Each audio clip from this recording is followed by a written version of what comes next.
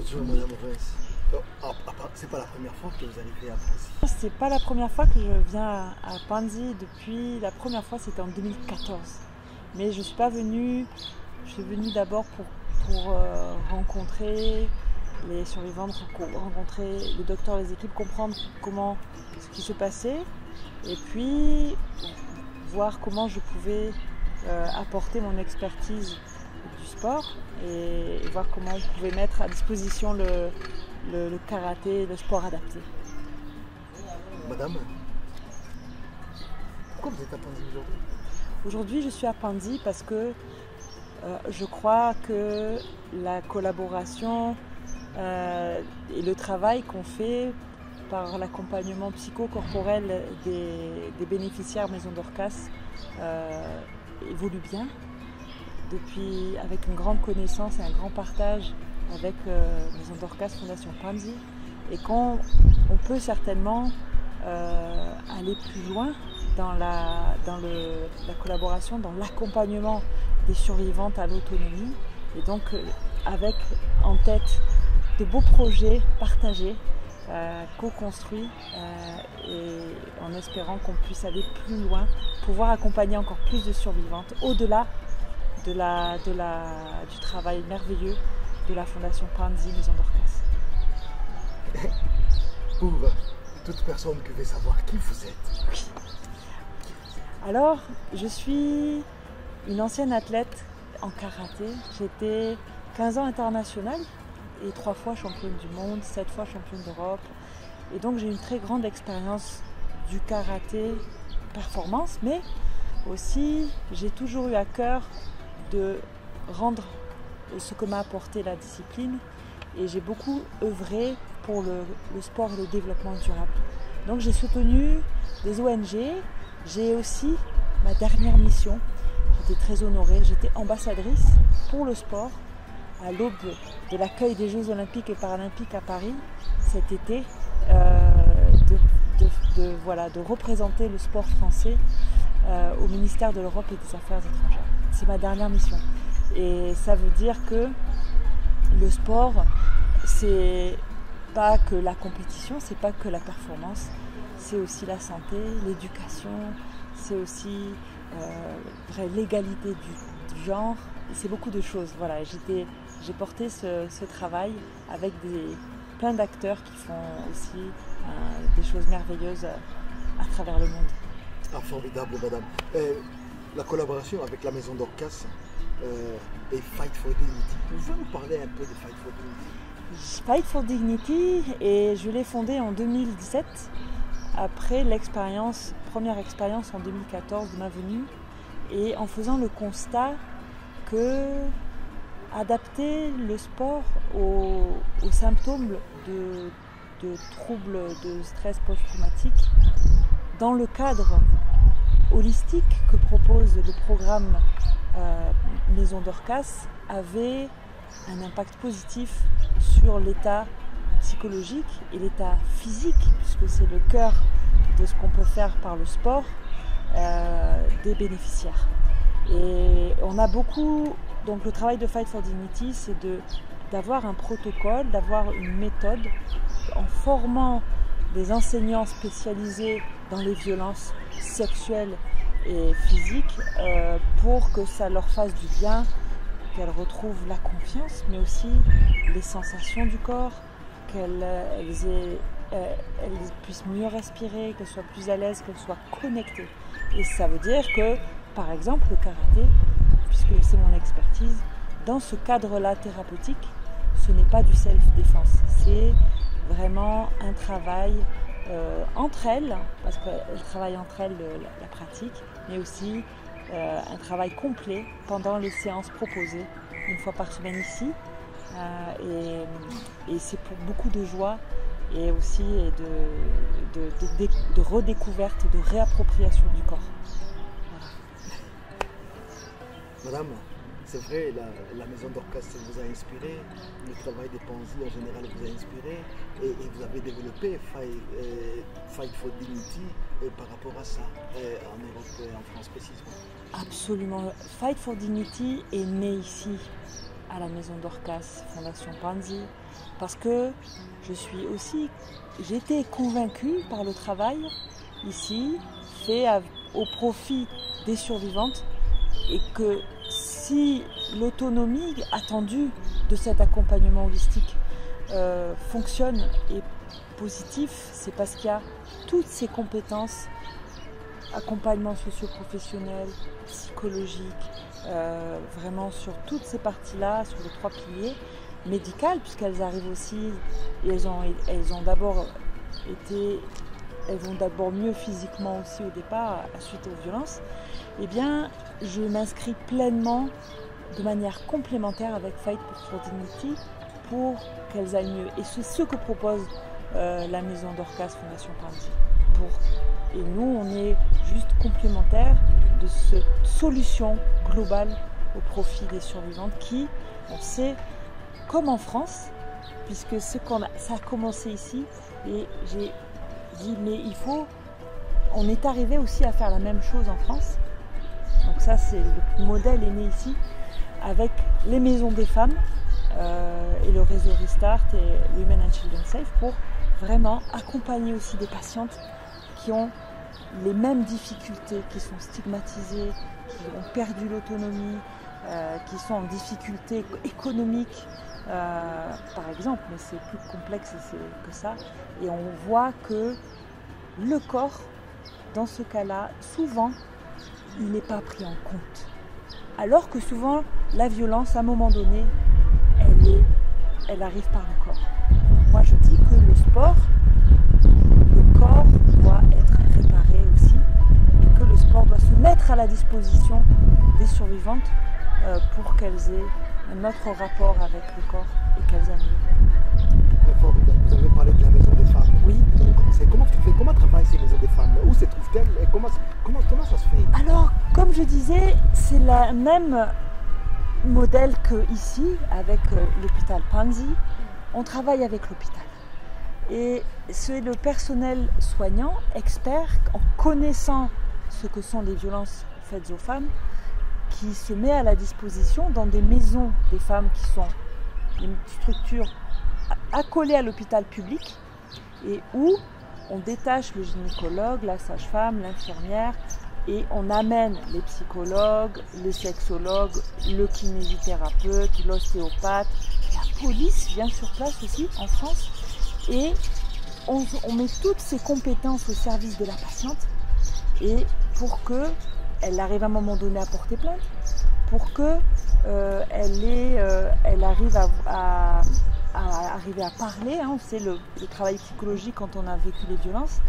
Et de la même manière, quand elle est prête, quand elle le souhaite, on a dans 16 structures Maison des femmes en France, l'enseignante de karaté est formée pour, quand le psychologue, le gynécologue, la sage-femme disent à la patiente, ça y est, si vous le souhaitez, vous pouvez faire l'atelier karaté. Et là, elle vient, et toutes les semaines, comme ici, puisque ça a commencé quand même à Maison Dorcas, comme ici, la bénéficiaire vient et elle a du temps pour elle, pour son corps, pour se faire du bien, de manière adaptée. Ça veut dire qu'on va faire des choses qui vont tenir compte du manque de confiance en elle, qui vont tenir compte qu'elle a plus de sensations, qui vont tenir compte qu'elle a des douleurs, qui vont tenir compte qu'elle a des problèmes de mémoire et de concentration. Donc toute la méthode et le protocole qu'on met en place et qu'on propose aux patientes et aux bénéficiaires, eh bien, ça lui fait un effet plutôt positif. Formidable que dans des contextes aussi différents, vous parvenez à faire remonter un aussi grand projet. Madame le docteur Mukwege a reçu aujourd'hui le prix Aurora. Au fait, avec son focus pour l'aide aux démunis, et sur ce qu'il fait et surtout la manière dont la situation du Congo aujourd'hui, avec ce qui se passe, autant de déplacés qui sont comptés aujourd'hui à des milliers de déplacés. Qu'est-ce que vous pouvez dire? Je pense que l'essentiel, d'ailleurs c'est une reconnaissance qui est,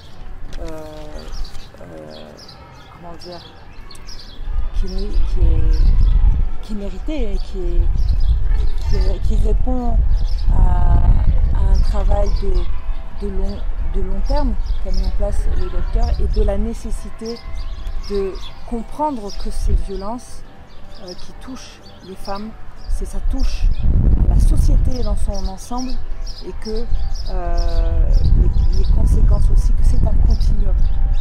Et que malheureusement, grâce aussi à ce prix qu'il a reçu, grâce à ses engagements, c'est un signal fort qu'on donne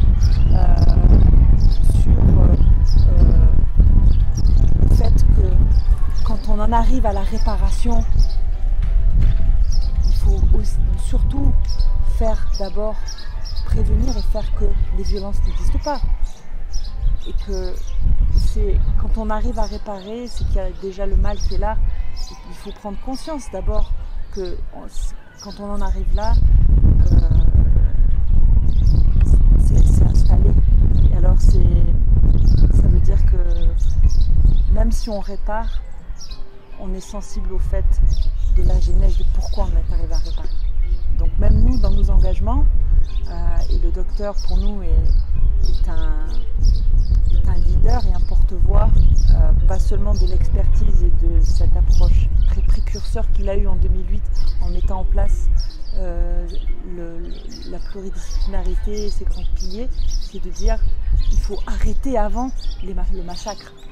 Voilà, je crois que c'est ça qui est important à noter et que évidemment c'est un combat, c'est pour ça qu'on s'appelle Fight for Dignity, c'est un combat qu'on ne mène pas seul, je crois.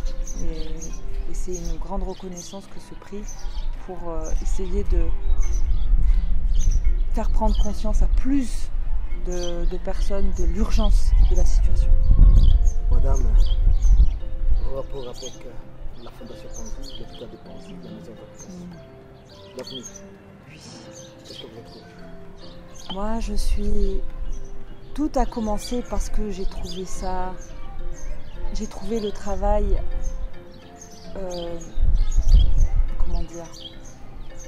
très inspirant, très rigoureux et très fort d'arriver à mettre toutes ces compétences au-delà de ce qui est né de ce travail-là qui est la réparation chirurgicale, au départ gynécologique et donc médicale, de voir qu'en fait l'intelligence du continuum et de se dire ça ne suffit pas, il faut aller chercher d'autres compétences pour répondre à la problématique des survivantes.